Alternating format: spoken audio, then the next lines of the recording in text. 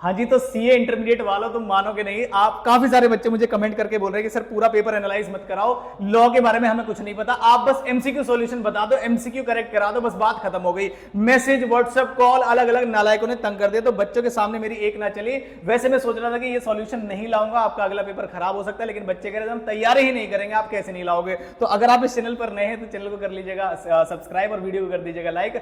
हर एक पेपर की आपको स्ट्रेटेजी वीडियो, हर एक पेपर के आपको सुपर 40 और हर एक पेपर के अब मैंने डिसाइड कर लिया एमसीक्यू सॉल्यूशन तो मैं लाऊंगा ही लाऊंगा। तो शुरू करते हैं एमसीक्यू सॉल्यूशन। मान के चलिएगा कि 100 या 200% करेक्ट है। एक दो क्वेश्चन में अगर कोई कैलकुलेशन एरर है तो आप क्रॉस चेक करिएगा और कमेंट बॉक्स में मुझे बताइएगा कि आपके कितने क्वेश्चन सही रहे। जो पहला वाला क्वेश्चन था इसमें जो रिक्वायरमेंट थी, फटाफट बिना किसी डिस्कशन के फाइनल आंसर की बात करते हैं। कह रहे weighted average method number of shares निकालने हैं जो आउटस्टैंडिंग रहेंगे। तो आंसर जो होगा वो होगा इसका बी पार्ट। आपका कोई सीरीज अलग हो सकती है, ऊपर नीचे हो सकता है, वो चेक कर लीजिएगा, इसलिए मैं क्वेश्चन को रिक्वायरमेंट को साथ साथ में पढ़ रहा हूं। उसके बाद उसने पूछा while preparing the financial statements of P limited, बताइए कौन कौन सी एंटिटी को डिस्क्लोज करना है एज रिलेटेड पार्टी। तो आंसर होना चाहिए इसका क्यू एंड आर लिमिटेड को हमें ट्रीट करना चाहिए एक रिलेटेड पार्टी। ठीक है, कैसे आया क्या आया, ना आपके पास उतना टाइम है ना मेरे पास उतना टाइम है, और आपको लॉ की तैयारी करनी है। कसम खा के जाना कि अब कोई वीडियो नहीं देखोगे, बस मैच हो गया, बस बात खत्म, बाकी फाइनल आंसर देखिएगा। उसके बाद यहां पर क्वेश्चन पूछा गया कि आपको बताइए कंप्यूट द लीज रेंट। तो जो लीज रेंट का आंसर आने वाला है वो 60,000 है। हमारे एडवांस अकाउंट्स के एक्सपर्ट से मैंने डिस्कशन करके सारे आंसर्स निकाले हैं, तो ये मान के चलेगा कि 200% करेक्ट है। उसके बाद चलते हैं next. What is the amount of closing cash and cash equivalent? क्या आंसर रहने वाला है? तो इसका आंसर रहने वाला है 1,92,500। मैं एडवांस अकाउंट्स नहीं पढ़ाता, मैंने डिस्कस करके आंसर निकाले हैं, तो आप बस आंसर लिखिए चुपचाप और मैच करके चले जाइए। उसके बाद balance of equity share and after internal reconstruction कितना रहने वाला है? तो 5,50,000। थोड़ा टाइम लगता है सॉल्व करने में, इसलिए वीडियो में टाइम लगा। और दूसरी चीज मैं तो लाने ही नहीं वाला था, नालायक बच्चे कहते नहीं नहीं सर लाओ लाओ लाओ। तो इस चैनल पर जो जो बच्चे रिक्वायरमेंट करेंगे 110% पूरी होगी। और अब तक वीडियो को लाइक नहीं किया तो नालायक पहले लाइक कर और सब्सक्राइब कर, फिर देखो। Amount of cash flow operating activity से कितना रहने वाला है? 5,000 रहने वाला है इसका answer. Amount of cash flow from investment activity कितना रहने वाला है? तो इसका आंसर रहने वाला है 22,000।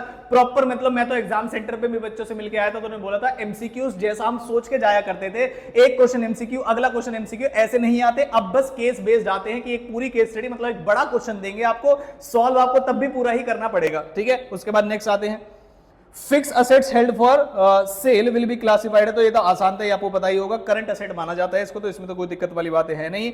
उसके बाद आते हैं नेक्स्ट क्वेश्चन पे। आपके ऑप्शन में कोई सीरीज नंबर अलग हो सकती है, एबीसीडी आगे पीछे हो सकते हैं, बाकी ऑलमोस्ट पेपर पूरा वही था। इसमें क्वेश्चन में पूछा गया कि A16 के हिसाब से बताइए कितना इंटरेस्ट कैपिटलाइज करना है। इसमें बच्चों को टाइम लगा होगा सॉल्व करने में, इसमें शायद कंफ्यूजन होगी कई सारे बच्चों को, क्योंकि उनका आंसर मेरे हिसाब से आ रहा होगा, मेरे हिसाब से उनका आंसर आ रहा होगा 12,500 और 20,833। और आप मुझे बताइएगा क्या आपका आंसर तो बी नहीं है। ठीक है, उसके बाद cost of self constructed AS10 के हिसाब से कितना आंसर आना चाहिए? तो आंसर आना चाहिए 3,05,000।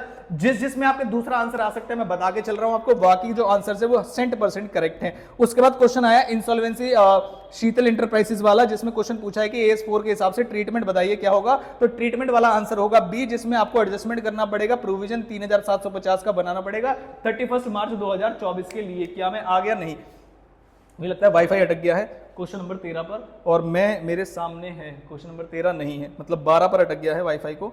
चल जाओ भाई जल्दी से। हाँ, अभी एक बार मैं डिस्कनेक्ट करके कनेक्ट करता हूँ, 2 मिनट दीजिए बस मुझे।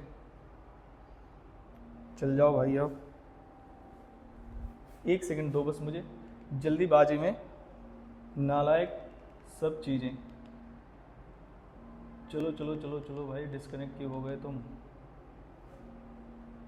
एक तो नालायक को तुम फोन मत किया करो, अब मैं रिकॉर्डिंग करूँ तुम्हारे कॉल उठाऊं। मैंने बोल रखा है कि आपको व्हाट्सअप किया करो, व्हाट्सअप किया करो, और इस वीडियो में नंबर भी नहीं दूंगा नालायक। चलो चलो चलो भाई जल्दी।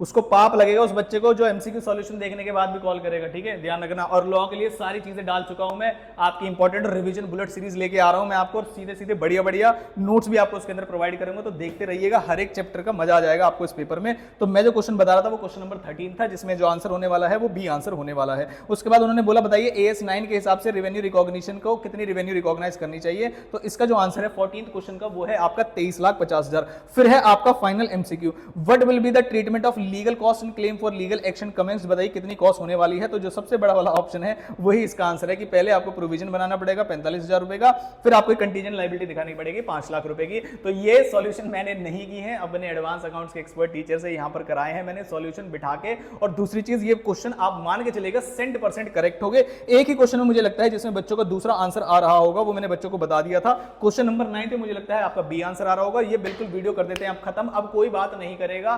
मतलब वो माता रानी पाप लगाएगी, जो भी बच्चा 2 चीजों पे पाप लगाएगी, जो भी बच्चे ने पूरी वीडियो देख ली और अब तक लाइक नहीं किया और चैनल को सब्सक्राइब नहीं करा, और दूसरी चीज उसके बाद भी सर्च करेगा एमसीक्यू सॉल्यूशन सितंबर 2024, भाई जनवरी 2025 में लिखना पड़ जाएगा फिर। इसलिए मेरे बच्चे, मेरे दोस्त, आपको पढ़ाई करनी है। अब एमसीक्यू बता दी है मैंने, 1.5 डेज की लॉ की स्ट्रेटजी मैंने बता दी है, और भी किसी टीचर की आपको फॉलो करनी है वो सारी वीडियोस देखिए और उसे फॉलो करिए। रिवीजन वीडियोस में दे रहा हूं आपको, लेक्चर्स और आपके अमेंडमेंट चैप्टर्स फेमा का, या बोल लीजिए फॉरेन कंपनी वाला, कंपनी इनकॉर्पोरेटेड आउटसाइड इंडिया वाला, या एलएलपी वाला, ये सब लेक्चर्स आपको कुछ अवेलेबल हैं चैनल पर, कुछ मिलने वाले हैं। तो जो जो आपको चाहिए वो आप मुझे बता सकते हैं। आप बस कॉल नहीं करेंगे, ध्यान रखिएगा, आप बस व्हाट्सएप करेंगे और जो आपकी रिक्वायरमेंट है आप मुझे बता देंगे और मैं आपको प्रोवाइड करूंगा लॉ के पेपर के दौरान फ्री ऑफ कॉस्ट। कोई भी चैप्टर आपको चाहिए, कोई चैप्टर आपको परेशान कर रहा है, बिल्कुल एबीसी एनालिसिस के हिसाब से पेपर आएगा। और मैंने एक वीडियो बनाई है जिसमें मैंने पेपर पैटर्न को प्रेडिक्ट किया है कि भाई पेपर पैटर्न यही रहने वाला है। वीडियो के डिस्क्रिप्शन बॉक्स में तो नहीं डालूंगा, टाइम लग जाएगा, आप चैनल पर जाकर देख लीजिए पेपर पैटर्न कौन से एक्ट से कितने मार्क्स के ऐसे क्वेश्चन आएगा, सब मैंने बता रखा है। तो वीडियो जरूर देखिएगा लॉ के लिए। बाकी सभी सब्जेक्ट्स के एमसीक्यू में लेके आऊंगा, तो आप अपने बेल आइकन को ऑन कर दीजिएगा, सब्सक्राइब कर दीजिएगा, लाइक कर लीजिएगा। यह है मेरी तरफ से आपके एमसीक्यू। और अब लग जाइए लॉ में, मैं भी लग जाता हूं लॉ में। अब एडवांस अकाउंट्स की कोई बात नहीं करेगा। तो चलिए अब लॉ के पेपर की तैयारी करते हैं और उसके बाद टैक्स की करेंगे। और इस पूरे पेपर में ग्रुप 2 के भी सभी क्वेश्चंस के एमसीक्यूज क्योंकि आईसीआई देने लगा है, तो हम सॉल्यूशन प्रोवाइड करेंगे। तो थैंक यू सो मच, मिलता हूं किसी अगली इंपॉर्टेंट, बहुत इंपॉर्टेंट वीडियो के साथ। लाइक जरूर कर देना।